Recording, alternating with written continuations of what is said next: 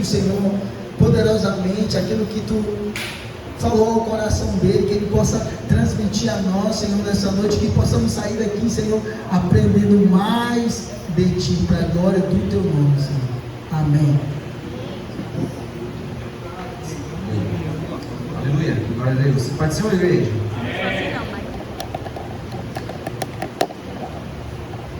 Quero agradecer o Yuri, a Vânia, liderança da mocidade, que lembrou o meu nome, confia nós estamos aqui essa noite. Confesso a vocês que quando o Yuri me mostrou o tema, eu disse, não, vai ser beleza, tranquilo.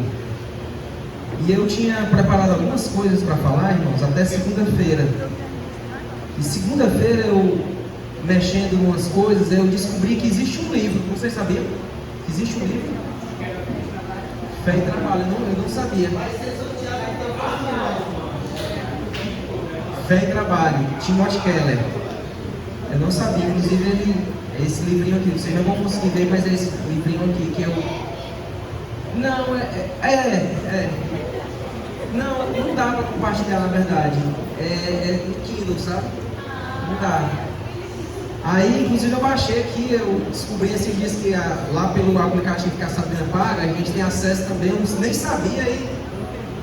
E muita coisa que eu tinha escrito, irmãos, eu desisti de falar, mas outras coisas que não tem muito a ver com a ideia que eu vi que esse excelente autor ele aborda no livro. Muita coisa que eu já tinha escrito eu não vou deixar de falar, mas outras eu fiz algumas alterações. Então, eu não tinha noção quanto eu quero até aqui abrir um parêntese, porque às vezes a gente pensa que a gente domina todos os assuntos, e tem gente que pensa que porque a gente lê um pouquinho mais a Bíblia, lê um pouquinho mais de literatura, a gente já sabe tudo. Mas, irmão, tem tanto assunto que a gente tem que cavar e correr atrás. Esse daqui é um dos que eu sou sincero a vocês. Eu pensava que eu sabia alguma coisa. E o que eu vou falar aqui é algo tão superficial, diante de tanta coisa que esse autor fala nesse livro, que eu confesso a vocês que é algo bem introdutório que eu vou aqui compartilhar com vocês. Mas, vamos lá. Vamos fazer uso de um texto. Abram as suas Bíblias na carta que o apóstolo Paulo escreveu à igreja de Éfeso. Carta aos Efésios, capítulo 6.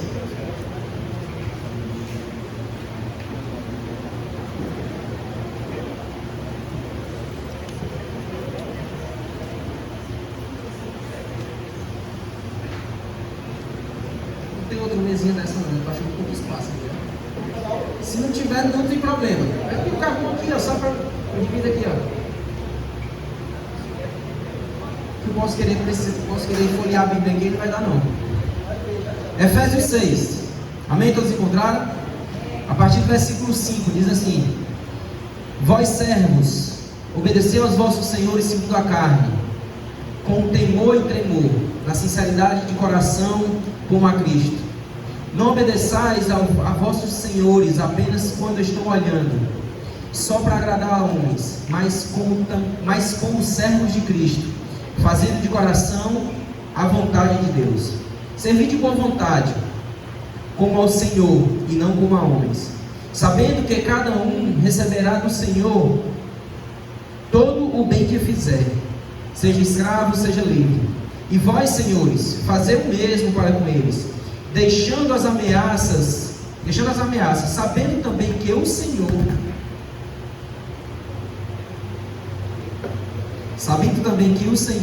deles é o vosso, e está nos céus, e que para com ele não há acepção de pessoas. Vamos orar mais uma vez? Deus, Senhor, eu quero te agradecer, Pai, pela tua palavra. Eu quero, Senhor, mais uma vez te entregar, Senhor, a minha mente, Senhor, te entregar, Senhor, como simplesmente instrumento, Pai. E que tu possa, Senhor, bradar, Senhor, que tu possa, Senhor, falar com a tua igreja aqui reunida essa noite. Nós somos gratos, Senhor, porque tu fala com teus filhos, Senhor, tu tem cuidado de nós. Então, Senhor, mais uma vez, Senhor, se comunica com a tua igreja em nome de Jesus. Amém. Irmãos, antes de abordar um pouquinho esse texto, não sei nem se a gente vai conseguir chegar até lá, Eu quero dizer para vocês que vocês têm liberdade de fazer qualquer intervenção na hora que eu estiver falando, compartilhar algo, perguntar alguma coisa. Porque eu sei que aqui é reunião, é um culto, é uma celebração, mas nós estamos aqui em um formato bem despojado, vamos assim dizer. Certo? Estamos aqui para louvar o Senhor, estamos aqui para crescermos juntos, mas eu gosto muito quando há interação e eu me sinto até mais entendido, certo? Eu li esse texto da carta de Paulo aos Efésios, porque Paulo aqui ele está regulamentando o que se tinha de relação entre senhores e servos. Se nós fôssemos de forma muito errada mal comparar, por isso eu digo mal errado, seria patrões e empregados. Por quê? Porque aqui é um contexto onde existia inclusive escravatura. Aqui, quando ele fala servos, de fato são escravos, mas não eram escravos no modelo com que você muitas vezes pensa que era o modelo de colonização do Brasil. Existia a imposição dos senhores sobre os servos, sobre os escravos, mas não naquele modelo lá, tá? Então eu escolhi esse texto já que nós vamos falar de fé e trabalho, e eu recebi o desafio, e depois que eu comecei a ler foi que eu vi quão grande é o desafio, de tentar apresentar para vocês de que essas duas ideias de fé e trabalho, elas não concordam, elas não estão opostas. Como diz o tema, não é um dualismo. Na verdade o tema nos pergunta, é um dualismo? Fé e trabalho, dualismo? Será que é? Eu já posso dizer para você que, afirmar para você que não. Mas eu quero aqui de forma bem prática, colocar algumas situações que eu, inclusive, observando o comportamento da sociedade, observando a igreja do Senhor, observando a sociedade lá fora, observando a juventude. Eu sou um pouquinho mais velho do que vocês, hein? Eu me considero jovem ainda, só tenho 39 anos. Eu sou jovem, graças a Deus. A minha esposa fica invocada, mas eu sou jovem. Tenho tanta coisa para construir ainda, tanta coisa para viver, tanta coisa para aprender.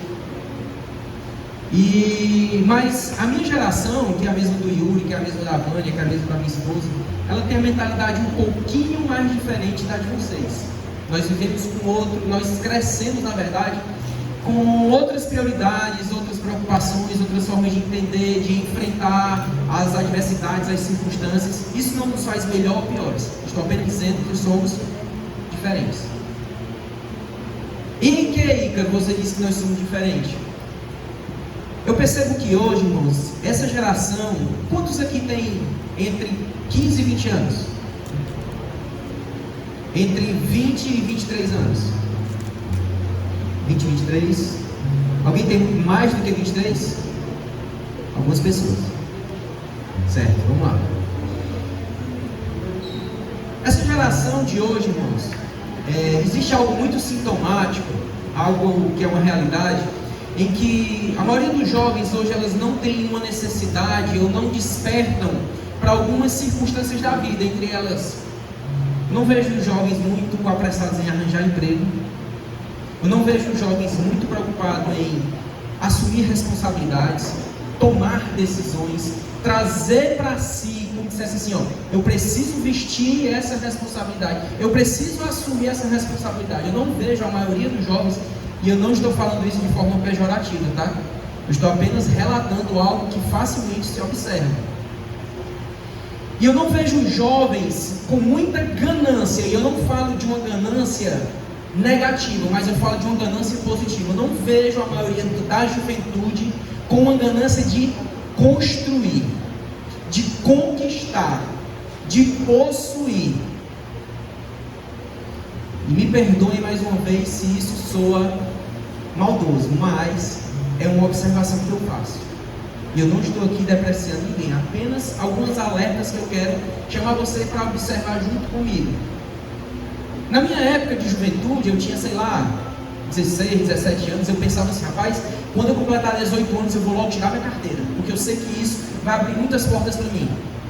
Rapaz, quando eu completar 18 anos eu quero logo conseguir um emprego, porque eu quero ter algumas coisas e meu pai não tem condições de me dar.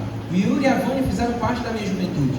E o Yuri e a Vânia lembram que o papai tinha uma pampa verde, mais ou menos da cor da camisa do Yuri ali, que ela só não tinha ferrugem nos pneus, porque no pneu não pega ferrugem. Porque se no pneu, que é borracha, pegasse ferrugem, com certeza lá também tinha. Então meu pai tinha uma pampa, como a gente diz, caindo os pedaços. Então eu olhava e dizia assim, poxa, eu quero completar 18 anos para eu poder ter meu dinheiro e ter, entre aspas, minha liberdade financeira. Porque eu não teria, ali de primeira, minha emancipação financeira. Eu continuaria morando com os meus pais, mas teria autonomia de administrar o salário que chegasse na minha mão. E aí eu tinha alguns projetos de, logo quando eu completasse 18 anos, eu queria conquistar, eu queria possuir, eu queria ter. Eu não sei se a minha infância ela foi regrada, não vou dizer longe de mim, misericórdia, se eu falar isso, que seria mentira. A minha infância ela não foi miserável, ela não foi difícil, mas ela teve muitas limitações.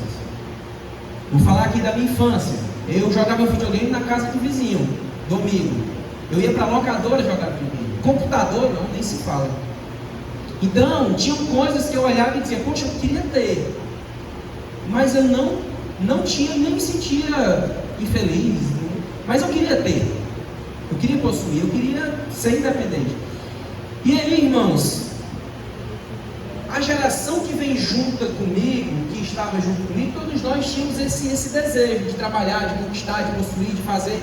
Enquanto hoje, quando eu vejo a minha filha, que tem 12, e daí para frente, eu não vejo muito esse interesse em colaborar, em assumir responsabilidades, em querer construir junto, em querer produzir. O que eu vejo a necessidade dessa juventude hoje é pertencer. Pertencer ao movimento, agir parecido para eu me sentir integrado àquele grupo de pessoas. Vou dar um exemplo para vocês entenderem o que eu quero dizer. Se uma influencer pintar o cabelo de azul, você vai ver um monte de gente na rua amanhã andando com o cabelo azul, porque aquela pessoa quer se identificar com aquela influência e dizer assim, eu pertenço àquele mesmo movimento, ou eu tenho afinidades com aquela pessoa que pintou o cabelo de azul. Então hoje nós vemos uma juventude que não quer possuir, e sim pertencer. As formas de conquistar, de crescer, mudou. Enquanto na minha época era ter, possuir, conquistar, crescer, ganhar, hoje você quer influenciar. Hoje você quer ter seguidores. Hoje você quer simplesmente estar ali dentro daquele núcleo. E mais uma vez eu digo, isso não lhes fazem, que fazem parte de uma geração diferente da minha, nem pior, nem melhor do que eu. Mas eu preciso dizer a vocês, que vocês também precisam despertar para essas circunstâncias que eu estou dizendo. Vocês precisam ter essa ganância equilibrada, mas precisa ter essa ganância. Principalmente a macharada que está aqui me ouvindo. Principalmente a rapaziada que está aqui me ouvindo. Eu já tive 15, 16, 17, 18 e não tem nada que chame tanto a atenção do sexo oposto das meninas do que um cara decidido, do que um cara bem resolvido, do que um cara que projeta o seu futuro, do que um cara que diz assim, olha, pode ser difícil, mas eu vou trabalhar todos os dias para construir algo com você. Então essa ganância precisa ser despertada em vocês. Como eu disse, eu queria logo arranjar um primeiro emprego. E eu com 18 anos, eu passei, eu acho que por um estágio que todo mundo passou na minha época, que foi na Compass, que era o call center da Oi, o famoso 104 na época. Eu atendia telefone. Ah, meu telefone está quebrado. Vou mandar um técnico agora aí para consertar. Eu atendia telefone. E de lá as portas foram se abrindo. De lá E sabe que era meu parceiro de bancada, por incrível que pareça, pastor Elano. Pastor Elano estava do meu lado atendendo telefone também. Nós trabalhamos na conta do Senhor um ano. Mas de lá as portas foram se abrindo. E eu na época fazia faculdade, conheci um professor, que esse professor, irmãos, não existem coincidências. Esse professor foi um instrumento que Deus colocou no meu caminho. O nome dele era Jerry. Ele um dia olhou para mim do nada e disse assim, tu está trabalhando? Aí eu disse, estou. Ele disse, tu trabalha com o quê? Ele era professor de economia. Tu trabalha com o quê? Você trabalha no call center. Você está perdendo tempo lá. Venha trabalhar comigo. Eu estou fazendo consultoria em uma empresa e você vai ser a pessoa que eu vou colocar lá para implementar os projetos que eu tenho. E lá o beabá administrativo que eu tenho até hoje, que eu carrego muita coisa, eu aprendi com ele. Ele era o consultor da empresa, mas ele não passava o dia lá. Eu executava todos os projetos que ele tinha de ordem financeira, administrativa, as correções que ele tinha que fazer lá nessa empresa. E aí, irmãos, eu, no auge da minha maturidade, sei lá, de 20 anos, olhava e dizia assim: rapaz, esse negócio de trabalhar para os outros, já estou cansado. Já estou cansado de trabalhar para os outros. 20 anos já, 2 anos trabalhando na iniciativa privada e tendo que chegar cedo, sair tarde, engolir um bocado de saco. Não quero mais, eu quero colocar um negócio para mim. Quero colocar um negócio para mim. Aí um dia, meu cunhado, Dodô, todos vocês conhecem aqui, a família dele já trabalhava no ramo de imóveis. E um dia eu disse: Dodô, macho, eu não aguento mais trabalhar com os outros, eu queria ter meu negócio aí. E tu pensa em quê? Eu disse: não sei. E tu tem quanto? Eu disse: nada. Nada. Deixa eu ganhar, sei lá, acho que na época o salário mínimo era R$365, alguma coisa assim. R$362. Nada. Aí ele disse: pois vamos aí comigo. E ele me levou em um dos fornecedores de imóveis que tinha em Fortaleza. E quando eu sentei na frente do dono da distribuidora, ele olhou para mim e fez as mesmas perguntas que o Dodô. Ele disse: você tem quanto para investir? Eu disse: nada. E você conhece o ramo? Eu disse: não. Aí ele olhou para o Dodô e disse: como é que ele vai começar? Aí meu cunhado disse: eu vou ser o avalista dele nesse negócio. Pode vender para ele, que se ele não pagar, eu pago. E aí, irmãos, eu me lembro, na época o nome da distribuidora era de Mel. Eu nunca tinha assinado um cheque na minha vida. Eu assinei nesse dia 12 cheques de R$1.666, que dava R$20 mil na época. Foi a minha primeira compra de imóveis e eu comecei o meu negócio. Eu tinha 22 anos quando eu comecei. E eu estou até hoje, tenho 39, eu estou há 17 anos. Muitas dificuldades, com muitas quebrei a cabeça muitas vezes, quebrei a cara muitas vezes, errei muitas vezes, mas com muito esforço, com muita dedicação, com muita disciplina. Isso a gente vai falar muito hoje aqui. Com muita disciplina, porque tem gente que diz assim: eu queria ter meu próprio negócio, porque no dia que eu não quiser ir, eu não vou. Não se engane. Quantas vezes a Sabrina chegou para mim e disse assim: vamos para a praia sábado? Eu digo: não posso, que eu tenho que ir para a loja trabalhar. Quantas vezes, irmãos, isso, eu não falo aqui agora com muita virtude, eu falo com até certo pesar, que eu tinha a visão um pouco mais diferente e também era outro momento, mas eu me lembro quando a Sabrina estava grávida da Sara, isso, nós tínhamos cerca de 3 anos de casado. Muitas vezes a Sabrina dizia assim: eu marquei a consulta do pré-natal para tal dia. Eu disse: vixe, Sabrina, logo nesse dia, não vou poder ir. Quem ia era minha mãe, minha irmã, com ela. Nisso eu me arrependo. Hoje eu já não cometo mais esses equívocos. É outra coisa também que a gente fala já sobre prioridades. Mas eu me lembro demais que algumas vezes, inclusive em gravidez, outras circunstâncias assim, que eu era muito preocupado financeiramente. Eu dizia: olha, não pode gastar muito porque a situação não está fácil. Coisas que foram se adaptando com o tempo, mas eu sempre fui, Ícaro, eu sou difícil de reconhecer algumas virtudes minhas, mas eu sempre falo: Ícaro, diga uma virtude sua. Isso eu posso dizer: eu sou disciplinado em todos os aspectos da minha vida. Se eu disser assim: rapaz, eu vou começar a correr todo dia naquele horário que eu vou estar correndo. Rapaz, eu vou começar a ler um livro todo dia naquele horário que eu me propus a ler, eu vou estar lendo aquele livro. Rapaz, eu vou colocar um negócio, eu vou estar lá todos os dias. E assim eu tenho feito há 17 anos. Então, irmãos, eu preciso falar para vocês a respeito de fé e trabalho e começar dessa forma. Por quê? Porque o trabalho é algo que o Senhor nos deixou. Algo muito interessante que o autor desse livro fala, e que é equivocado nós pensarmos, é que o trabalho é um castigo dado por Deus ao homem. Isso é um equívoco, isso é uma visão mundana, pagã. E nós cristãos meio que desenvolvemos esse pensamento, porque lá em Gênesis, quando o homem cai, em Gênesis capítulo 3, A Bíblia vai dizer para Adão que diz, olha, do suor do teu rosto tu comerás. Como se só fosse a partir daquele momento que Adão tivesse que produzir algo. Mas não, irmãos, desde a criação, Deus chega para Adão e diz assim, ó Adão, aqui no jardim, é você que vai administrar, é você que vai cuidar. Adão, está aqui esses animais, dê nome a eles. Isso tudo eram responsabilidades e tarefas que Deus dava ao homem. Lá em João capítulo 5, capítulo 6, acho que é 5, Jesus ele cura um paralítico, é capítulo 5 mesmo, que é o tanque de Betesda.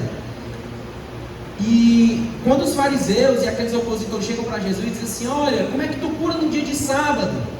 Ele diz assim, meu amigo, meu pai trabalha até hoje, por que eu não vou estar trabalhando? O próprio Deus, irmãos, ele não está em inatividade, ele está em atividade. O ócio é aquele estado de paralisia, só estar na rede, na sombra, ele é perigoso. Diz um ditado que mente vazia é o quê? Ociosidade.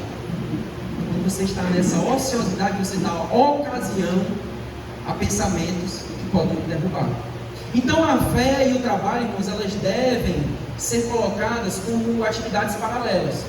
Porque o trabalho é sim algo divino. Quando a gente é mais novo, a gente pensa assim, rapaz, todos os meus problemas seriam resolvidos se eu ganhasse na Mega Sena e não precisasse trabalhar nunca mais. Quem nunca pensou isso? Quem nunca pensou isso? Só que chega uma hora, irmãos, que não fazer nada cansa. Chega uma hora que não fazer nada, meu irmão, me perdoe a expressão, mas enche o saco. Sabe quando você está de férias da escola, da faculdade, do trabalho, você está em casa sem fazer nada? Você diz assim, meu irmão, a Júlia tem 6 anos, ela estava de férias no mês passado. Aí teve um dia que ela olhou para mim e disse assim, rapaz, eu estou entediado.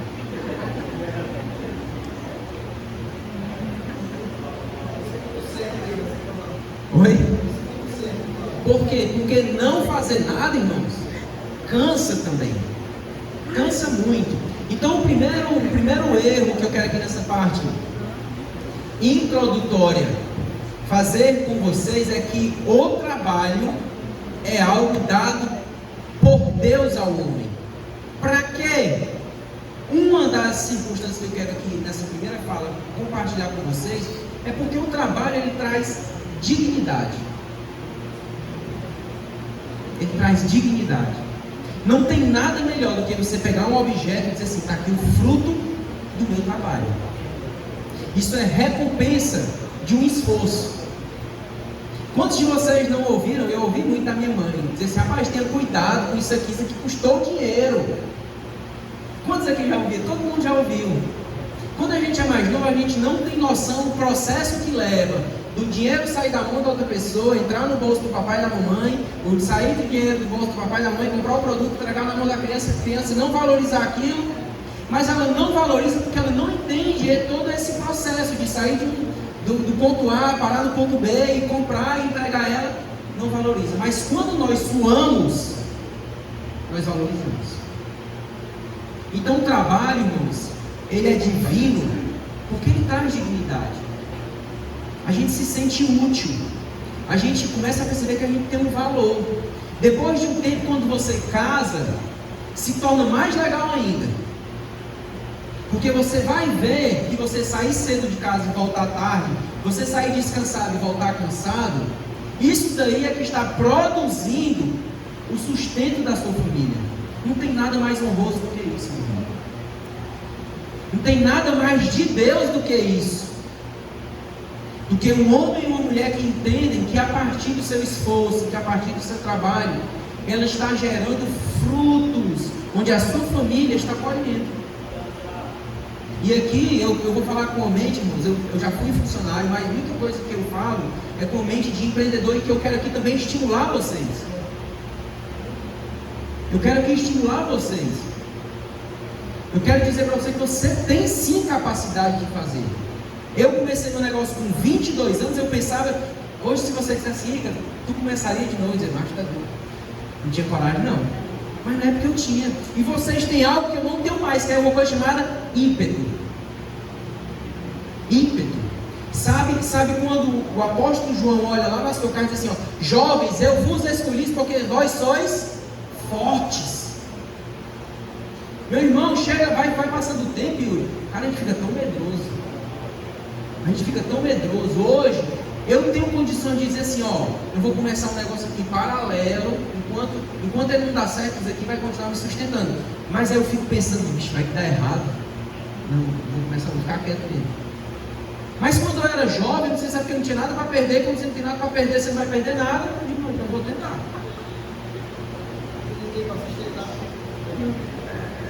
Sabe? Então, vocês são fortes, vocês têm capacidade.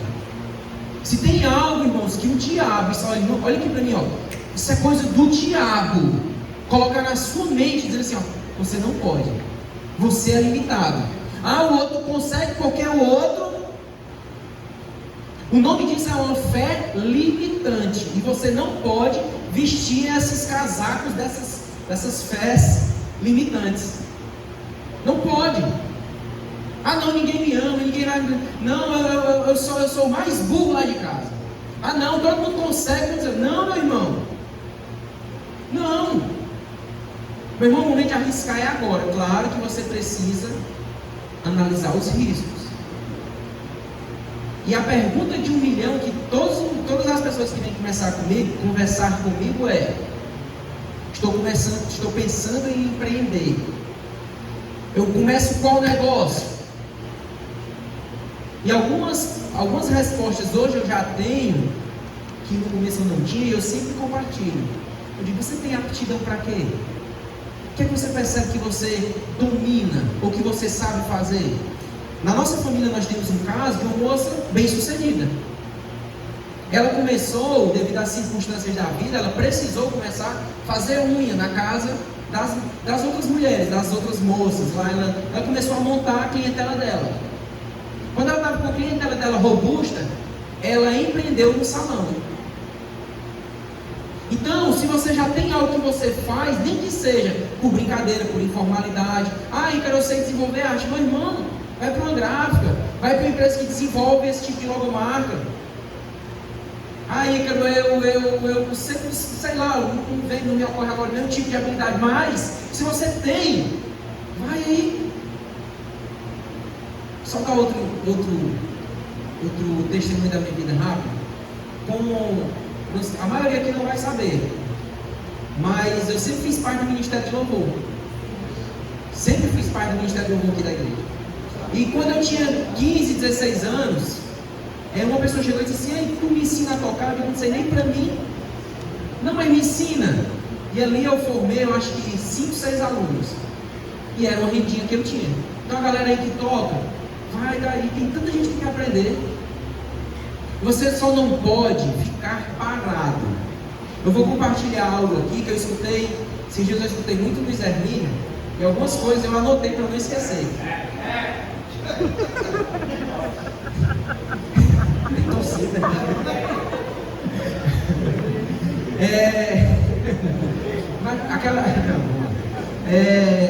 E ele falou um negócio que ele disse, e eu guardei para mim. Ele disse assim: olha, ele é um pastor que se destaca demais nessa parte de propósito, de chamado, né, de servir. E ele disse: olha, todo mundo que senta no meu gabinete ou que vem me perguntar e diz assim: pastor, como é que eu percebo qual é o meu ministério? Qual é o meu propósito? Onde eu me encaixo dentro do reino de Deus? E essa resposta ninguém tem. Ninguém tem. Mas algo que ele falou foi assim, preciso como uma luva encaixa numa mão. Ele disse: olha, enquanto a gente não descobre qual é o nosso propósito e qual é o nosso chamado, qual é o nosso ministério, o que é que nós temos que fazer? Dizer sim para todas as oportunidades. Exemplo: vai ter um evangelismo sábado? Vai. Está tendo um curso de música? Faz. Está tendo um curso de teologia? Participa. Uma hora você vai dizer assim: olha, eu tenho facilidade em aprender ou fazer isso. Ou então eu fui trabalhar com criança e me encantei trabalhando com criança. E dali você começa a desenvolver o seu ministério. Então você que é jovem, aí, agora eu vou colocar para um ambiente profissional. Ícaro, eu não sei ainda o que eu tenho para fazer, eu não me encaixei ainda. Meu irmão, o que aparecer, faz. Faz, não desperdiça as oportunidades. Não desperdiça. Ó, tudo que você fizer, que lhe trouxer conhecimento ou algum tipo de ganho, meu irmão, não é em vão. Não é em vão. Cai de cabeça. E como nós lemos aqui, ó, faça como se fosse para o Senhor. Não se mostre interessado apenas quando o patrão estiver vendo. Mas faça com amor, com afinco. Porque Deus honra, meu irmão. Deus honra. Quando você é honesto, quando você é assim, quando você é pontual, quando você é correto com o outro, Deus honra. Então, algo que eu quero aqui abrir esse parênteses, aproveite as oportunidades que aparecem na sua frente. E aqui, como empreendedor, eu quero aqui fazer alguns questionamentos e chamar a atenção para vocês. Eu coloquei aqui algumas perguntas. Nós estamos num cenário bem complicado, bem desfavorável. Será que é possível hoje nós empreendermos? Será que é possível hoje, em meio a tantas dificuldades? Olha, se você pegar essa rua 1 aqui do Parque Santana, é a 1, é essa. E você parar em cada comércio, você for conversar com o dono do comércio. Como é que estão as coisas? 99% da atenção. Tão difícil. Tá difícil. Rapaz, tá complicado. Eu sei que eu também digo. Parece uma ladainha. Mas a grande verdade é que estão difíceis mesmo. Mas nunca estiveram fáceis. A minha mãe tinha uma lanchonete, um comércio, e eu pequenininho assim, tamanho da Júlia, eu cresci dentro dessa lanchonete. E eu lembro da minha mãe passar dificuldades mesmo para manter as portas daquela lanchonete abertas. Então, desde que eu me entendo por gente, eu vejo o comércio funcionar com dificuldade. Quem tem empresa sabe que tem uma que você agora fecha. Mas aí dá um jeito, vai para cá, vai para lá, dá um jeitinho, supera. Então, o que eu preciso lhe dizer é que sempre é momento de empreender. Sempre é momento de começar algo. Por quê? Porque as oportunidades, elas aparecem nos cenários desfavoráveis. São nos momentos desfavoráveis onde, olha aqui esse nicho de mercado, olha aqui o que está acontecendo. Quando fechou tudo na pandemia, meu irmão, o que apareceu de motoboy, o que esse setor de teleentrega cresceu, não está escrito. E quem percebeu isso, diz, não, vou comprar 3 motinhos, vou alugar para quem quiser fazer teleentrega, porque ganha eu que comprei as motos, e ganha quem está lá fazendo a comida. Então o que nós temos que fazer é estar atentos. Deixa eu ver que rumo o negócio está tomando, para onde o mercado está tangenciando, o que é que eu tenho que fazer para ir junto. Então sempre é momento de empreender. Que ramo eu devo empreender? Já falei sobre isso. Que faculdade eu devo cursar? Em que área eu devo focar as minhas energias? Em primeiro lugar, perceba os seus talentos, perceba as suas aptidões, perceba aquilo, meu irmão, que lhe move e diz assim, seria feliz se eu trabalhasse nessa função, nesse setor. Então procure isso daí. Agora aqui, e aqui eu quero começar algumas coisas que eu tirei do livro. Quais são as atitudes que podem acelerar ou atrapalhar o meu desenvolvimento pessoal? O Bernardinho, treinador da seleção de vôlei, eu acho que nem é mais, né? Mas depois procura lá no YouTube, vocês, as palestras do Bernardinho. Pensa num negócio legal. O Bernardinho, ele diz que todas as vezes que eu deixo de fazer o que eu deveria fazer, eu atraso em um dia a meta que eu ia alcançar. Todas as vezes que, aí ele leva para o lado esportivo, todas as vezes que um jogador sabe que ele tem que fazer a dieta dele, que ele sabe que ele tem que acordar cedo, e treinar, e se exaustar, treinar exaustivamente lá na quadra e tal, todas as vezes que ele negligencia isso, o sonho dele ficou mais longe. No mínimo um dia mais longe, que foi aquele dia que ele negligenciou. E aqui eu vou dizer para vocês, ministerialmente, eu já me senti muito, e às vezes até me sinto ainda assim. Todas as vezes que eu vou para a cama dormir e digo assim, rapaz, eu já não orei, não li a Bíblia, eu estou atrasando a obra que Deus tem para realizar na minha vida. Profissionalmente, todas as vezes que você negligencia, omite o seu curso, não estuda direito para aquela prova, que você não trabalha com afinco que deveria trabalhar na empresa que você está fazendo parte, você está atrasando algo que vai acontecer na sua vida profissionalmente. Então existem algumas atitudes que podem acelerar ou atrapalhar o meu desenvolvimento profissional. Entre elas, primeiras, as atitudes negativas, a procrastinação, que é exatamente isso. É deixar sempre para amanhã o que deveria ser feito já, agora, hoje. Todas as vezes que você retarda isso, você está procrastinando. Outra atitude que pode lhe atrapalhar, desorganização. Irmãos, e aqui eu vou falar para a mulherada, porque o homem, ele tende a ser desorganizado, mas não é regra, existem as exceções. Mas você chegar numa casa e que a casa está desorganizada, só respinga na mulher. E se você é desorganizada na sua casa, você será desorganizada financeiramente, você será desorganizada com o seu tempo, você será desorganizada em todos os aspectos da sua vida. Então a organização é algo que você tem que ter na sua vida, desde o acordar até o dormir. Seja seu tempo, seja a sua vida financeira, seja as suas roupas, tudo. E eu digo para as irmãs aqui, porque é uma forma de vocês conduzirem seus futuros maridos a se organizarem também. Porque eu não sei os irmãos aqui, mas eu lá em casa, rapaz, não tem as coisas fora do canto, tá logo uma agonia no juízo. Eu fico, vamos organizar isso aqui, pelo amor de Deus, que o negócio está. A Sabrina é muito organizada. De verdade mesmo.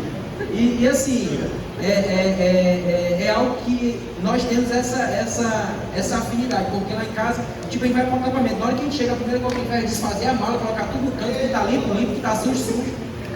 A gente não gosta. Mas vamos lá.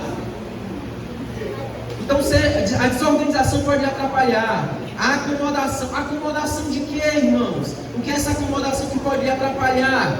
É a acomodação de você estar satisfeito na posição que você está.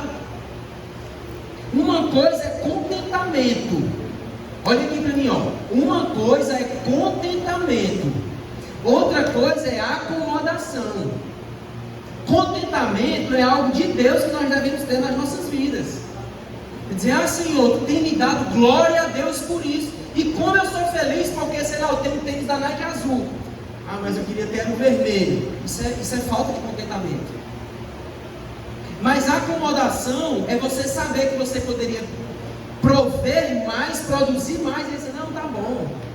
Não, já chega. Isso é acomodação, isso pode atrapalhar. É você saber que você poderia acordar 8 da manhã para produzir algo e dizer, não, só consigo 10. Isso é acomodação. E isso lhe atrapalha. A famosa preguiça. O que é que pode atrapalhar? O não planejamento. Eleger prioridades, irmãos, é necessário. Você precisa planejar a sua vida. Todo mundo aqui já tem mais de 15 anos, como eu perguntei. Então já está na hora de você começar a planejar a sua vida. Para que quantos anos eu quero começar a trabalhar, qual a faculdade eu quero fazer, o que é que eu quero fazer da minha vida? Não, faculdade não, eu quero ter um comércio, eu quero ter uma loja, eu quero ter uma indústria, o que quer que seja, mas eu preciso começar a planejar minha vida. Chega uma hora comigo que a responsabilidade chega. E diferente do papai e da mamãe que dá oportunidades, o mundo não dá. Ele não tem coração, o mundo. Não tem. Não tem. Então você precisa planejar a sua vida. Algo que pode atrapalhar, terceirizar responsabilidades. Meu amigo, isso aqui. Pense num negócio que eu tenho raiva.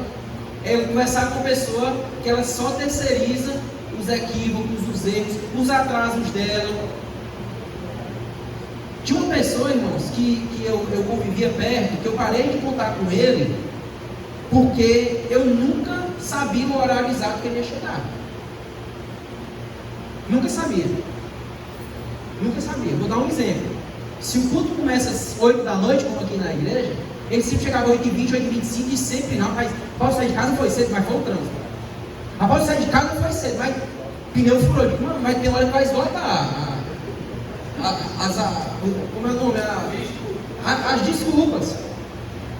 Então não terceirize. Tem hora que você tem que bater no peito assim, culpado de não estar dando certo, sou eu. Aí a partir do momento que você diz assim, ó, sou eu? Eita, mano, só depende de mim. Eita, então peraí, né?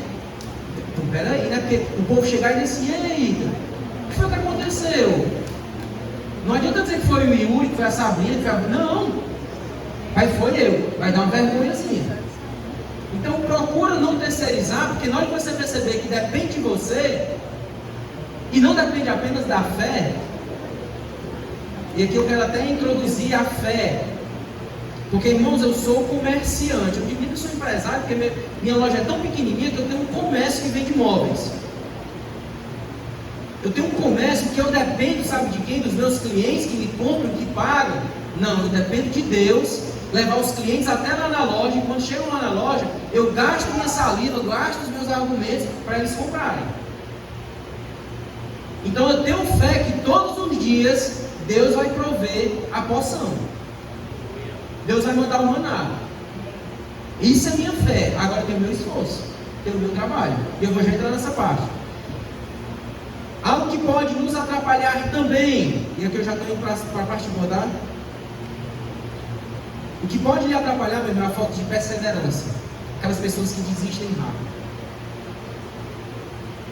Pode ter certeza que se você sair hoje daqui, diz, não, eu vou tentar, eu vou começar. Talvez não dê certo na primeira, nem na segunda, nem na terceira, mas você não pode desistir. Você precisa perseverar. Você precisa insistir. Você precisa ter fé que uma hora dá certo. Então a perseverança, se você não tiver, ela pode atrapalhar. As atitudes positivas, ao invés de tudo isso que eu falei, você precisa planejar. Eu até coloquei aqui, ó, ninguém, irmãos, planeja, ninguém coloca um negócio planejando quebrar, mas quebra porque não planeja. Então tudo que você vai fazer precisa ter um planejamento, você precisa eleger prioridades. Sabe por que eu digo que você precisa eleger prioridades? Porque vai ter um momento que você vai dizer assim, ó, não, a minha meta esse ano é casar. Eu vou casar, eu já tenho a noiva. Eu vou aqui agora estipular que eu preciso mobiliar minha casa. Aí você tem que colocar a prioridade do que, ó, aquela saída do final de semana que é na sexta, no sábado e no domingo, nós vamos ficar agora fazendo só no domingo, porque o dinheiro da sexta e do sábado vai servir para pagar a parcela do fogão, ou pagar a parcela da geladeira. Sabe como é o nome disso? Eleger prioridades. É você dizer assim, olha, eu preciso de um transporte, porque com o transporte eu posso ganhar dinheiro, então eu preciso começar a poupar. Isso é eleger prioridades. Você precisa ser perseverante, você precisa ser assíduo e pontual, você precisa calcular riscos. Ícaro, eu tenho aqui R$100 para colocar um negócio. Pois faz assim, pega só 50 e investe, para ver se dá certo. Tem uma coisa na faculdade que diz que a gente não pode pegar todo o nosso recurso e investir apenas num negócio ou só no investimento. Você precisa distribuir, porque uma hora alguma coisa diz aqui vai dar errado. Então você precisa calcular risco, você precisa estabelecer meta, e você precisa conhecer e estudar a profissão que você quer seguir. Dentro do meu segmento, eu digo a você que eu conheço muito bem o que eu vendo. Quando a pessoa vem falar comigo querendo comprar móveis, enquanto ela fala o que é que ela quer, eu já estou fazendo a leitura, já sei qual é o produto que eu posso oferecer a ela. Eu gosto muito de vender colchão, cama. Quando a pessoa está olhando para mim, dizendo que quer comprar cama, eu vou logo olhando o biotipo dela, porque faz parte disso, vender cama. Saber se tem uma necessidade física. Então você precisa conhecer. Por mais que eu tenha caído de cabeça nesse ramo de imóveis, eu procurei me aprimorar. E hoje eu já estou em 17 anos e está dando certo. Falando tudo isso, irmãos, eu preciso mais uma vez voltar aqui para o tema, dizendo para vocês que trabalho e fé, elas não concorrem, elas não estão opostas. Mas isso começou a ser difundido e acreditado, e eu digo até que assim, os mais antigos, na fé e de idade também, vou pegar aqui eu, a Vânia e o Yuri, não que nós sejamos velhos, mas eles vão lembrar muito bem de pessoas da década de 90, no começo da década de 2000, que diziam assim: não, eu trabalho para o Senhor, eu vivo da fé. Vocês já ouviram? Eu vivo da fé. Meu irmão, tu faz o que não? Vive da fé. E aí, subjetivamente, o que a gente pensava? Essa pessoa não trabalha, essa pessoa não tem um ofício, não tem uma carreira, não tem uma profissão, não tem um comércio, ela só faz o quê? Trabalha para o Senhor. Faz visitas, orações, visita ao hospital, evangelismo, cuida de famílias. Mas, irmãos, essa mentalidade é mais antiga do que esse tempo que a gente está falando. Porque desde a Idade Média surgiram alguns termos, como por exemplo, sacro e sagrado e secular. E essas coisas, elas se desassociaram, elas andam agora separadas. Quem aqui já ouviu a expressão, eu não escuto música secular? Tudo aquilo que não faz parte das coisas de Deus, das coisas sagradas, nós chamamos de secular. E tudo aquilo que faz parte desse ambiente eclesiástico chamado igreja, nós dizemos assim: não, lá é santo, lá é sagrado, né? Então, iniciou-se essa mentalidade de que secular e sagrado, elas estão divididas. Mas se nós pegarmos lá a geração de Calvino ele transformou Genebra numa cidade onde a igreja administrava a prefeitura, onde o diácono da igreja era, sei lá, o secretário de turismo, vamos assim dizer, onde o diácono da igreja era o tesoureiro da prefeitura. Então ele disse assim: não, eu quero uma sociedade onde ela prioriza as coisas de Deus, mas até mesmo no ofício laboral dela diário, são pessoas que temem a Deus. Você sabe por que na nossa política tem tanta desigualdade, tem tanto roubo, tem tanta corrupção? Que essas pessoas pensam exatamente assim: aqui é um ambiente secular, então eu posso fazer o que eu quiser. Aqui, se eu meter a mão, ninguém está vendo. Mas está, irmão. Se nós tivéssemos homens que têm aquele ofício como algo sagrado também, diz assim: opa, eu não vou mexer no tesouro da nação que eu pertenço, não. Porque Deus está nesse negócio também. Deus está nesse negócio também. Enquanto eu estou vendendo móvel lá, ali não é simplesmente um ofício secular. Porque no meu ramo eu sei que eu posso enganar meu cliente. Eu sei que eu posso enganar. É o cliente dizer assim: ei, esse móvel é de tal material, e eu saber que não é, dizer só para não perder a venda. Só para não perder a venda. Sou eu de forma corrupta, comprar do meu fornecedor e dar uma canseira. Não, eu devo e não nego, mas eu também só pago quando eu puder. Isso de forma muito consciente. Por isso que eu digo que um dos princípios é ser organizado. Porque se você é organizado, você honra o seu nome como um empresário que tem a imagem íntegra na praça. A maioria dos representantes, se não todos, que me atendem, se tornaram amigos. Todos chegam lá na loja, e a minha loja é quase como se fosse até um escritório dele, porque eles entram e tomam um café, e sentam, e conversam, e tal. E todos eles sabem da minha atividade na igreja. Todos eles sabem. Imagina se eu sou um mau cliente para eles. Com certeza, na hora que eu desse virar essas costas, eu ia chegar para os meninos que trabalham comigo e dizer assim: mas como é que esse cara aí disse que é da igreja, é ativo da igreja, e falta não pagar a gente, misericórdia. Então lá no meu trabalho eu tenho como honrar o Senhor também. Também. Eu vou falar de algo que e aqui não estava programado, não vou demorar muito mais não, eu não estava programado, mas eu olhei aqui para a Vânia e cabe. Eu acho muita coragem e é um desafio. O que o patrão da Vânia faz? O que o Estênio lá faz, não entenda isso. É corajoso demais aquele rapaz. Porque ele meio que diz assim: rapaz, os meus princípios são esses. Estuda aqui quem quer. Ele monta um nicho ali, e quem quiser entra nesse nicho. Agora ele não abre mão dos princípios dele. Não abre mão. Se chegar um pai lá dizendo, seria tão legal que no período junino aqui você fizesse uma quadrilha para as criancinhas, tudo vir aqui com o rosto pintado. Eu não faço. Faz parte dos princípios que eu acredito. Não faço. Estênia, é tão bonitinho ver na época do carnaval, as crianças lá brincando. Vamos fazer um carnavalzinho? Não faço. Não faço.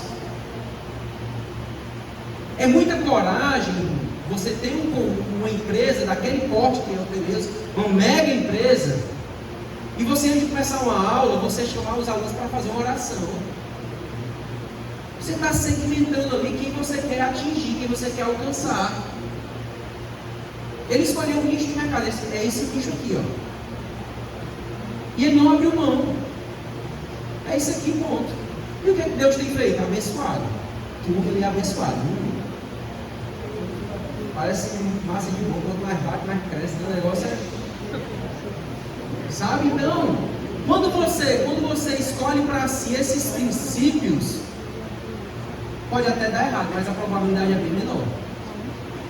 Então, lá no meu comércio, lá onde você for trabalhar, seja em instituição pública, seja como profissional liberal, você deve carregar. Você não é dentista, por exemplo, você está, que você é cristão. Eu sou cristão. E aí, o meu ofício diário é cuidar da saúde bucal dos meus pacientes. Fé e trabalho, irmãos, elas caminham de mão dada. Por quê? Porque não tem como você ter duas identidades. Não tem como.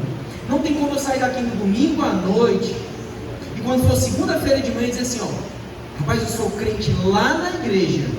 Aqui no meu trabalho o negócio é diferente. Imagina se eu ajo diferente desses princípios que Paulo aqui colocou, da relação entre patrão e servo. Imagina se eu me sobreponho aos meus funcionários, porque eu estou ali na posição de patrão, e eu trato mal cada um deles, com arrogância, com soberba. Rapaz, aqui na empresa é assim, manda quem pode, obedece quem tem juízo. Eu vou estar desfazendo o que eu fiz aqui no domingo à noite. Eu não vou ter nem a autoridade de chegar com um rapaz desse trabalho e dizer assim, vamos lá visitar a minha igreja. Porque ele vai chegar e vai dizer assim, ei cara, vamos trazer a loja para cá para a igreja, porque aqui na igreja tu é outra pessoa. Vamos trazer para cá que o ambiente aqui te transforma. Então, irmãos, quem eu sou aqui, eu sou lá. Quem você é aqui, no seu ambiente profissional, você tem que ser a mesma pessoa. É quando chegar as ofertas de possíveis vantagens, é você dizer, não. Por quê? Porque eu sou cristão antes de qualquer coisa. Eu sou cristão antes de qualquer coisa. E quando eu estava me preparando para esse momento aqui com vocês, eu lembrei de duas pessoas específicas, personagens bíblicos, personagens reais, né? Foram homens de Deus. E o primeiro deles, que tem tudo a ver com a administração, tem tudo a ver com o ofício, com o trabalho, é José. Não tem como falar de fé, trabalho, ofício, em confiança, e não falar em José. E tem algumas características de José, que aqui eu vou abreviar para que a gente não se estenda tanto,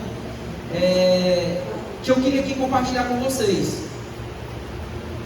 A primeira característica de José que eu queria compartilhar é: José, meus irmãos, ele recebeu a promessa de conquista e de vitória de Deus. Deus lhe assegurou que ele iria reinar sobre os seus irmãos, que ele seria diferente. Mas José, ao receber essa promessa, ele não ficou sentado, vamos assim dizer. Ele não ficou no ócio, esperando apenas as coisas acontecerem. Nós sabemos de todas as tragédias que José passou, mas nós também conhecemos as promessas. A Bíblia, no capítulo 37 de Gênesis, começa dizendo que José estava lá e teve um sonho onde 12 feixes se levantavam, e um desses feixes era o próprio José, Os outros 11 se curvavam diante dele, e o feixe dele era o maior de todos. Em outro sonho que José teve, ele via o sol, a lua e 11 estrelas se curvarem diante dele. É como se os outros 11 irmãos que ele tinha, e o seu pai e sua mãe, reconhecessem a envergadura que ele iria alcançar, o tamanho do que se transformaria José. E José, ele recebeu essas promessas,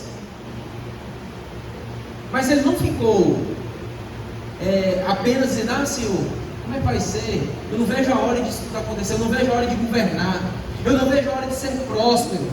Porque nós sabemos as adversidades e as tragédias.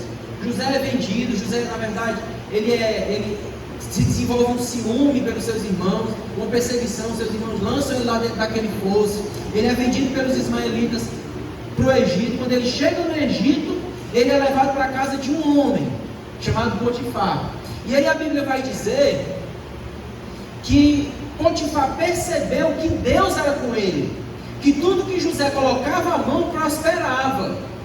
Mas nas entrelinhas nós precisamos entender que José fazia as coisas prosperar porque ele fazia com excelência. É claro que a mão de Deus estava ali fazendo as coisas, o trabalho de José florescer, prosperar, crescer, mas José com certeza fazia com afinco, fazia com zelo. José se dedicava. E aí a Bíblia vai dizer que tudo que Potifar tinha, ele entregou na mão de José, tanto é que Potifar já não sabia mais nem o que ele tinha, porque era José que administrava tudo. Aí nós vemos e podemos aplicar a frase que o Luiz Hermínio falou. José não sabia como é que ia acontecer, mas ele respondia positivamente todas as oportunidades que lhe apareciam. Na casa de Potifar foi assim, até que ele é acusado de assédio. Aí o que é que acontece? Ele vai para o cárcere. Quando chega no cárcere, ele poderia muito bem olhar e dizer assim: rapaz, tem como não? Aquele sonho lá não vai acontecer, porque na hora que eu penso que o negócio vai engrenar, está aqui eu de novo. Primeiro foi o fosso, agora um cárcere. Mas a Bíblia diz o contrário. Diz que quando José chega no cárcere, ele cai nas graças do carcereiro mó lá, de uma forma que ele foi o administrador daquele presídio ali. E lá mais uma vez ele é colocado como superior daqueles homens que estavam lá. José mais uma vez está aqui respondendo positivamente. José não está esperando acontecer e cair do céu a promessa. José, ele tinha fé de que iria acontecer, mas José trabalhava para que acontecesse. Eu quero aqui declarar e profetizar sobre a vida de vocês vitória, prosperidade, crescimento profissional. Eu quero aqui profetizar sobre a vida de vocês que vocês serão grandes, terão recursos, não só para si, mas para dar, para emprestar, para compartilhar. Eu creio.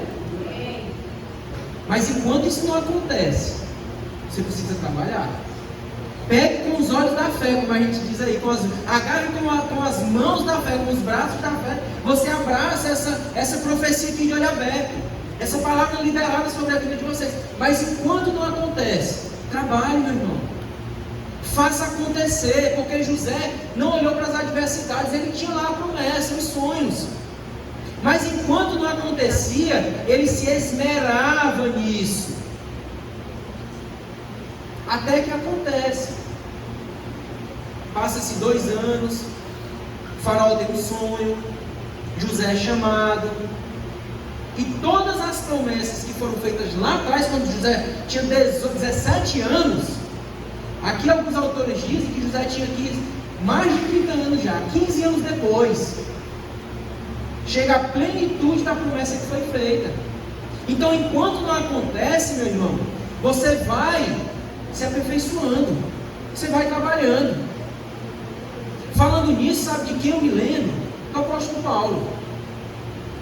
Se você ainda não percebeu a trajetória de Paulo, quando ele é chamado, antes dele se transformar em apóstolo dos gentios e ser o maior escritor do Novo Testamento, tendo escrito quase a metade do Novo Testamento, quer dizer, mais da metade, são 27, se eu não me engano ele escreveu 16. Paulo ele passa cerca de 14 anos na Arábia. Depois você lê lá Gálatas, no final do capítulo 1 e capítulo 2, onde ele vai dizer: depois subiu eu junto com Barnabé, depois de ter passado 14 anos na Arábia, fazendo o quê? Se aperfeiçoando. Mas 14 anos antes, ele está lá numa rua chamada Direita, na casa, se não me engano, de um homem chamado Judas. Chega um homem chamado Ananias, que reluta para ir lá. Mas quando Ananias chega, diz assim: Saulo, é você? O Senhor mandou vir aqui, porque Ele fará de ti, Ele te usará na sua obra. E ali Saulo ele é batizado, as escamas caem dos seus olhos. Mas Saulo sai dali para passar 3 anos em Tarso, depois mais 11 anos na Arábia. 14 anos no total, até que ele começa a desenvolver a plenitude do seu ministério. Se você já recebeu a promessa, meu irmão, enquanto não acontece, com fé você vai trabalhando. Com fé você vai se aperfeiçoando. Além dessa característica aqui, que José teve de responder positivamente, ter recebido a promessa, ter fé que vai acontecer, José, meus irmãos, ele foi perseverante diante de todas as adversidades que ele enfrentou. Eu não vou demorar muito nisso aqui, mas eu quero só chamar a atenção para vocês das tragédias que aconteceram na vida de José. Foi o fosso que ele foi empurrado, foi o cárcere que ele foi colocado injustamente, foi a fome que ele precisou administrar, mas ele foi perseverante. E perseverante tem a ver, meu irmão, com a capacidade de ser afligido, de ser perseguido, de passar por dificuldades e mesmo assim não retroceder. Perseverante tem a ver com você observar isso tudo e mesmo assim continuar acreditando e confiando, tendo fé do que foi dito lá atrás, vai acontecer. Vai acontecer. José estava lá no seu seio familiar com seu pai, a sua mãe já havia morrido, e ele vai para um ambiente totalmente hostil à sua cultura, à sua religião. José era o filho da velhice de Jacó. Vocês têm noção o quanto aquele menino devia ser bajulado, mimado, como a gente diz, paparicado. De uma hora para outra ele sai desse seio seio familiar, cheio de regalias, e se torna escravo, meu irmão. É 8 e 80. Vai para um ambiente totalmente hostil. Mas vou falar uma palavra da moda: José foi resiliente. Ele sabia interpretar cada momento desse e não se deixava afligir, mesmo nesse ambiente hostil. Ele foi o que? Perseverante. Assim como o nosso amado irmão e padrão para as nossas vidas, Daniel. Daniel era um dos príncipes que foi levado cativo quando Nabucodonosor leva o povo para a Babilônia. Ele era um dos príncipes dos judeus. Eram aqueles que estavam sendo preparados para ser um dos governadores do povo. Tanto é que se você ler o livro de Daniel, vai dizer que eles eram dotados de toda a ciência, todo o conhecimento. Mas Daniel também vai parar em um ambiente hostil, contrário, com padrões morais totalmente distorcidos. Mas Daniel permaneceu perseverante. Ele não se dobrou aos favores do rei. Ele não se dobrou, ele não se deixou contaminar com o vinho, com os manjares. Ele simplesmente teve fé no que Deus o confiou um dia, o que Deus havia lhe prometido um dia. E aí, irmãos, eu quero, aqui para a gente encerrar, falando um pouco de José e um pouco de Daniel. Nós vivemos de uma forma bem distante a realidade desses dois homens. Mas mesmo na nossa cultura hoje, mesmo na nossa realidade, nós podemos adorar a Deus com o nosso trabalho. Nós não precisamos interpretar de forma errada o que se falava na minha geração e na geração do livro da mãe. Ah não, eu vou viver só pela fé. Não. Você terá um ofício e Deus talvez lhe use lá como um profissional liberal.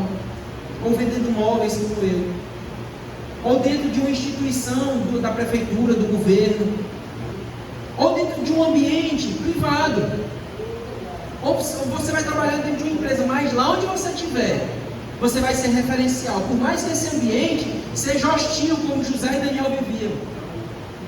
Por mais... Deus chama aqueles que estão sempre em algum ofício. Vamos lembrar do Eliseu lá, que estava lá atrás nas juntas, né? Gideão. Sabe, então não é necessário dizer, não, eu estou aqui só esperando. Não, meu irmão. Deus já está chamando para você estar produtivo. Então, nem que seja dentro de um ambiente como esse, você precisa ser referencial. Daniel ele foi acusado diante do rei Dário, por isso que ele foi jogado dentro da cova dos leões, porque ele estava orando ao seu Deus. Existiam 120 sátrapas, eram como se fossem prefeitos, e acima desses 120 governadores estavam lá 3. Um desses 3 era Daniel, e desses 3 a Bíblia vai dizer que Daniel se destacava. Esses outros 2 aqui tinham ciúme de Daniel. Aí disseram assim, a gente precisa pegar Daniel, não falha. Mas o cara é honesto, o cara não falta, o cara é pontual, o cara é assim. Não mexe no tesouro do rei. Ele não tem vergonha. Eu até separei aqui o versículo.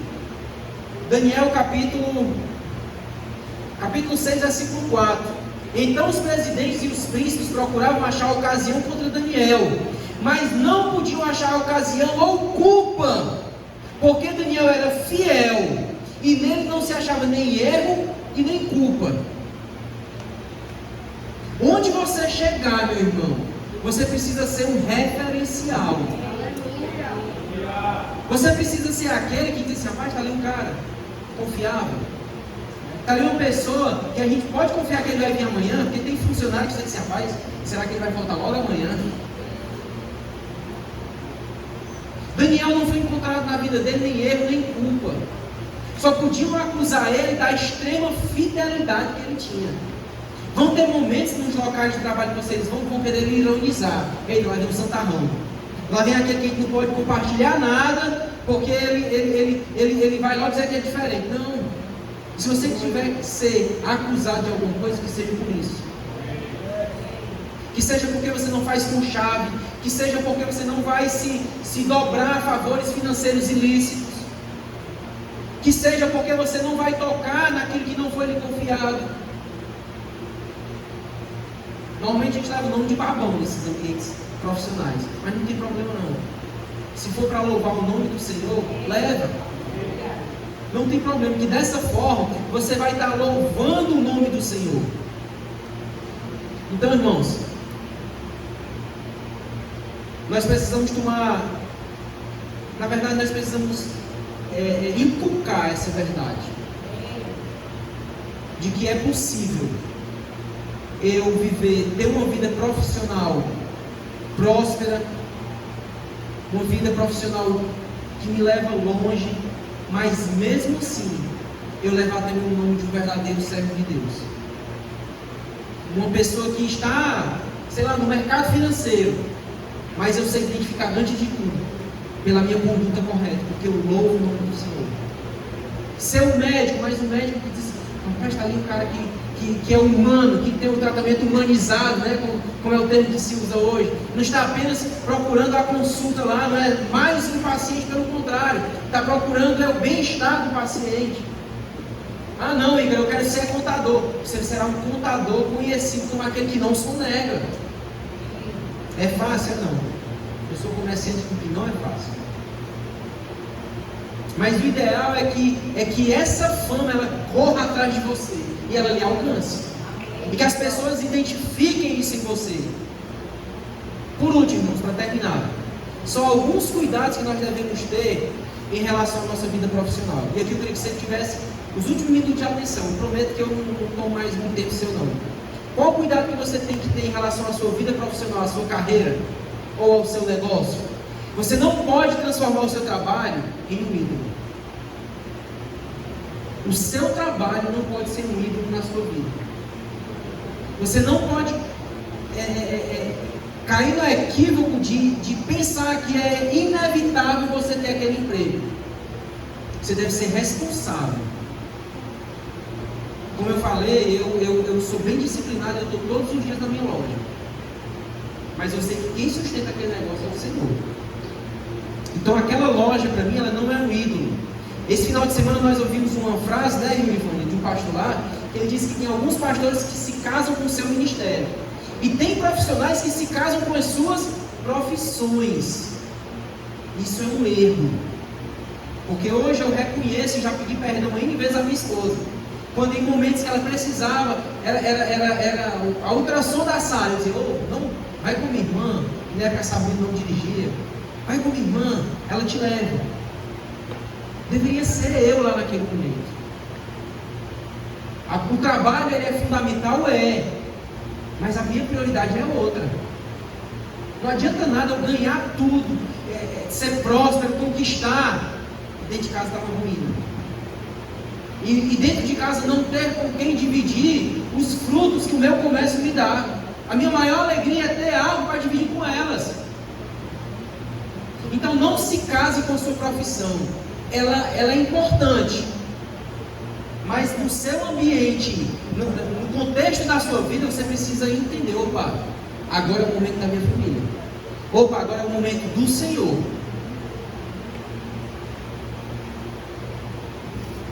Nós não podemos imaginar que a nossa dependência não vem de Deus, vem do nosso esforço físico ou mental.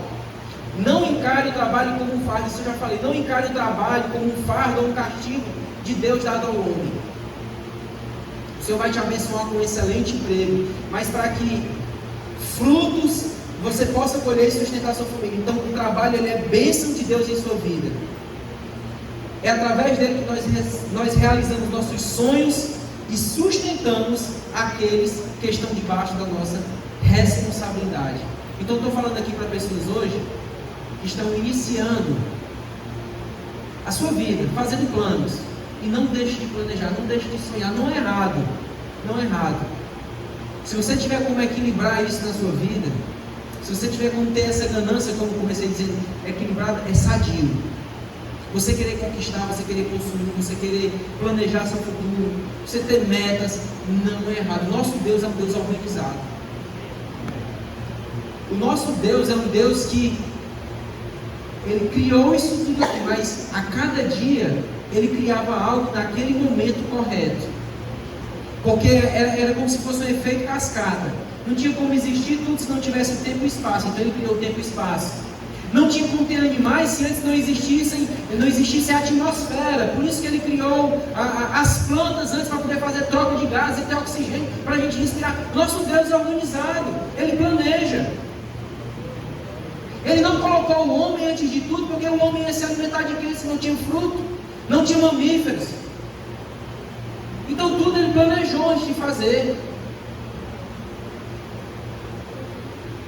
Ele criou primeiro as aves, os peixes, porque são animais mais simples, sistema circulatório, respiratório mais simples. Aí depois ele foi para os mais complexos, vamos lá para os mamíferos. Agora a coroa da criação, o homem. Então tudo foi uma sequência, tudo foi um planejamento para que as coisas não se deteriorassem quando saísse alguma coisa da escala. Então é momento de você se organizar, é tempo de você planejar, é tempo de você ter fé que Deus irá lhe sustentar. Mais uma vez eu digo, não aceite palavras que foram jogadas sobre a sua vida. Você não tem controle sobre tudo que aconteceu na sua família até agora. José não podia negar que os irmãos dele tramaram contra ele. Mas José terminou sendo bênção para eles. Quando ele se encontra com os irmãos dele, e os irmãos dele ficam lá aflitos, achando que José vai se vingar e diz assim: ei, aquilo que vocês fizeram contra mim foi bom, porque eu só estou aqui hoje para a vida de vocês. Se vocês não tivessem me jogado lá naquele fosso, eu nunca seria vendido para Potifar, eu nunca iria parar lá no calabouço lá, eu nunca seria chamado por Faraó, e nunca teria tido a solução do problema, e não teria mantimento para vocês, porque a Bíblia diz que a fome assolou o mundo inteiro. E as pessoas só não morreram de fome porque o Zezinho foi que administrou, poupou 1/5 da produção. Então tudo que aconteceu na sua vida até agora estava lhe forjando. E você não tem controle sobre o que aconteceu no passado. Você só não precisa internalizar e acreditar nas mentiras que lhe contaram. Que você é um derrotado, que você não vai conseguir. Ah não, sua família é muito simples. Ah não, isso aí não foi feito para você. Não foi, meu irmão, você é filho de Deus. Nosso Pai é o dono de tudo.